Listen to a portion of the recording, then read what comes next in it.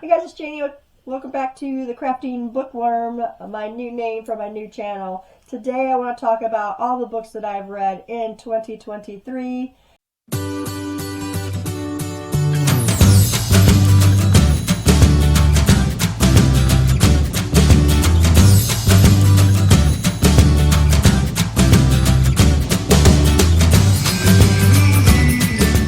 So for the year of 2023, I ended up reading 96 books. Now that was a considerable drop from the year before when I read 162 books, I believe it was. But that was when I was deciding, I want something else. I want to do something more than just read books. I just feel like, I felt like I needed a change with something, and that's when I started doing the crafting and making journals and such, thanks to Bobby over at Paginator, who first brought to me the whole idea of journaling because I watched her in October. She had her Craftoween and she was doing a journal, and that is what opened my eyes in 2022 at the end of the year, and I made my first journal then in November. And it's just been, a great journey so far. I've really enjoyed it. But today we're talking about books. So I've got my list of books for 2024, and I'm going to go through this, give you the book, the author, and the rating that I gave it. I only had one DNF book for 2023, so that was fantastic, and you will see what that one is when we get to it. So let's start from the top. January, I read 7 books. We started out with Full Tilt by Neil Shusterman, and that was a 4-star rating. Number 2, Kingdom of the Wicked, Carrie Maniscalco. That was also a 4-star read.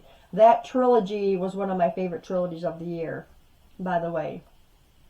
Number 3 was The No-Show, and that was by Beth O'Leary. That was a 4. Number 4 was Speak No Evil by Liana Gardner. That was a 3.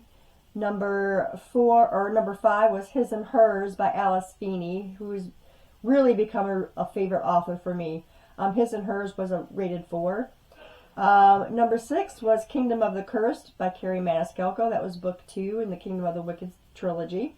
Number 7 was Sometimes I Lie by Alice Feeney. Not a favorite Alice Feeney. That one got a 3-star rating. Then February, I read 8 books.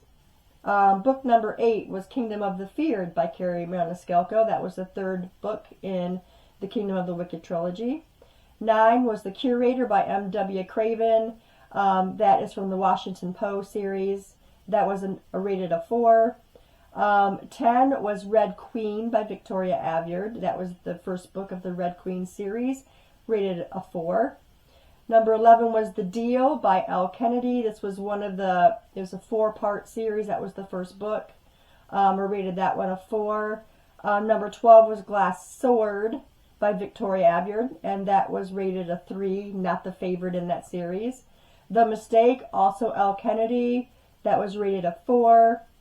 Number 14 was Fairy Tale by Stephen King. Loved that book. That was one of his fantasy novels. That was rated a 5 stars. Number 15 was Twisted Love by Anna Huang. Didn't really care for it. That was a 3. And then in March was...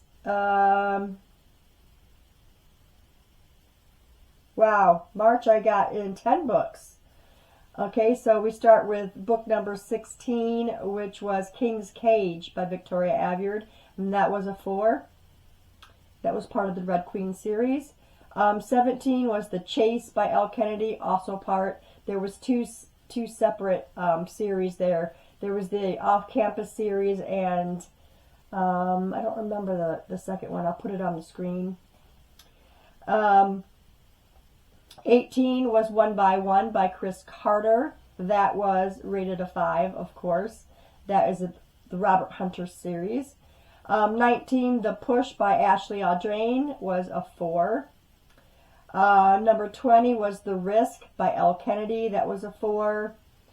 21 was War Storm by Victoria Aveyard. That was a 4. The Score by Elle Kennedy was a 4. At this point, I was starting to kind of get burnt out on Elle Kennedy because her books are college-based stories. So, you read the first couple and, they're great. But when it's the same, kind of setting, I start to get burnt out on that. 23 was The Good Girl by Mary Kubico, I think you call it. I was really excited to read this book because I was really far behind on the bandwagon, but it really wasn't fantastic for me. It got a rating of 3 stars. Number 24 was The Last House on Needless Street. This was the DNF. This was by Katrina Ward. I just didn't get it. I read probably 50 pages to it, if that, and I just could not get into that story at all. That was another one I was excited about reading. I believe that was a part of our book club with my family, and I don't think anybody read it. Number 25 was Hopeless by Colleen Hoover, which was a 4. And then starting in April, we had 9 books in April. Number 24 was Losing Hope, and that was by Colleen Hoover. That was a 4.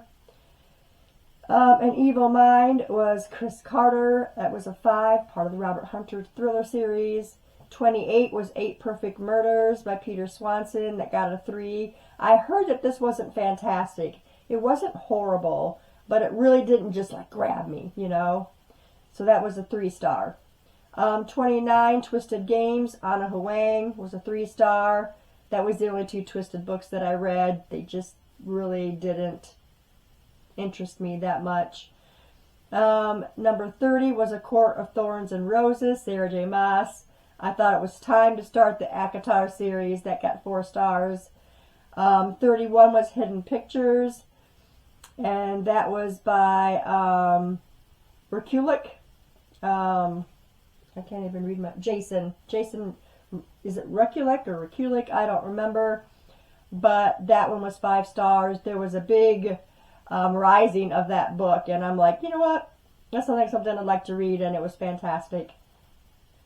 32 Midnight Strikes, and that was Ziba Shanaz, I think.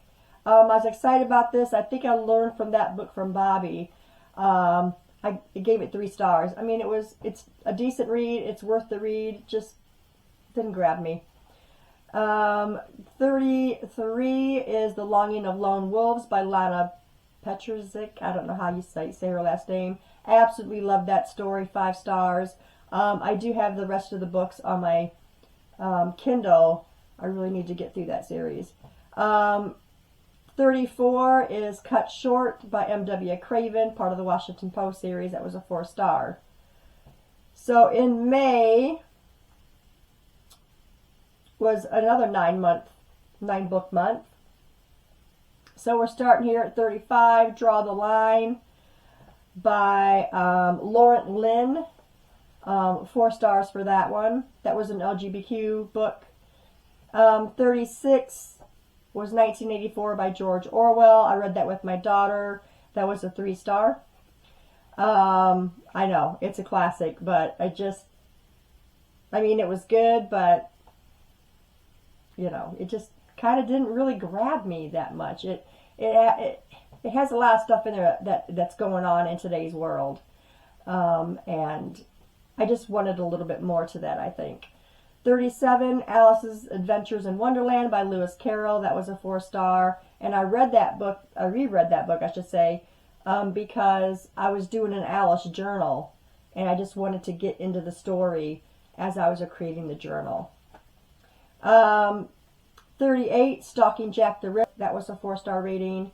39 was Hide by Kirsten White. That was one that we were reading in our book club. 3 stars. It didn't grab me either. I expected so much more from that.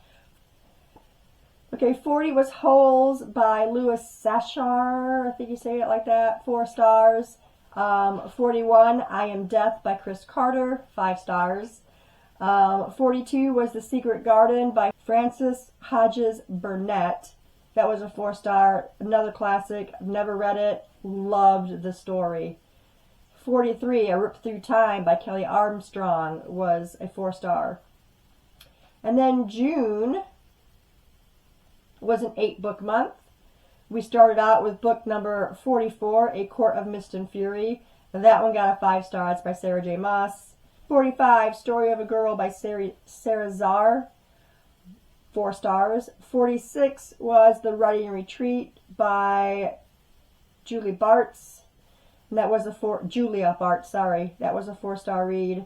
47, The Carnival of Lost Souls. It's a handcuffed kid novel. It was a book 1, and that was by Laura Quimby. That was a 4-star. 48, A Not So Meet Cute by Megan Quinn. It was such a cute rom-com series. I absolutely loved it. That one got 5 stars.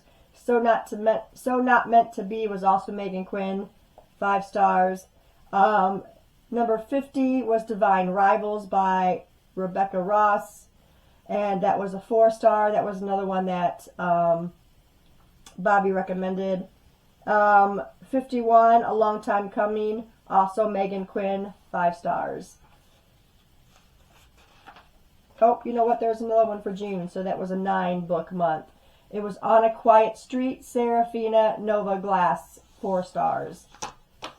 Okay, then July comes along. This was the month we took our vacation, and I only ended up getting 6 books read. I figured I would be reading while I was there, but at least a little bit, but I didn't read it all. So, 6 books.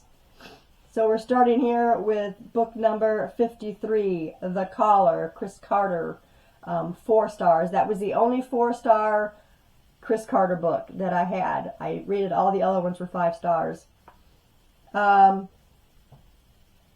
54, King of Wrath, Anna Huang, 4 stars. 55, Guild, Raven Kennedy, 4 stars. 56, Year One by Nora Roberts, 4 stars. 57, King of Pride, 4 stars. And that's the only 2 of the King books of Anna Huang's I read. I get burnt out easy on her books. 58, No Exit by Taylor Adams was a 4-star. This book was actually recommended to me by my niece, who said it was super good. So I got it on my Kindle and I loved it. She had it in physical form, so I got it on my Kindle and absolutely loved that story. Okay, then August we got 7 books. So starting there with 59, it was At the Heart of It by Tana Fensky. This book actually was when we went to Sulphur Springs to Colleen's store, and Colleen has other authors' books in there, and they sign their books, and that money, you know, all that goes to charities. Everything that they make off the books goes to charities. I ended up rating that one 3 stars. I really wanted to love it, but it just didn't have that grab for me. 60 was Gallery of the Dead. That was 5 stars. That's Chris Carter. 61, More Than This by Patrick Ness. I like Patrick Ness, but this one just, it was alright. It got a 3-star. 62, Dark Matter by Blake Crouch. Now, there was a lot being said about this book and how it's going to mess up your mind. And let me tell you, it does. It was fantastic. 5 stars for that one. 63, The Only One Left by Riley Sager. 4 stars. Good Girl Complex, L. Kennedy. 4 stars. Again, back into that college theme. So I did not get the second book to that to read it. 65, I Will Find You by Harlan Coben, 4 stars. And then for September, we got 7 books. Starting with 66, A Court of Wings and Ruin. That is Sarah J. Maas, 4 stars. 67, Hunting Evil, Chris Carter, 5 stars. 68, Dead Ground, M.W. Craven, the Washington Post series. That one got a 3-star. I love the characters, but this one just seemed to drag a little bit for me. 69, Stolen Things, Rachel Herron, 4 stars. 70, The Body Lies by Joe Baker, 3 stars. I expected a little bit more. It was a new author for me, but the synopsis sounded much better than the book was.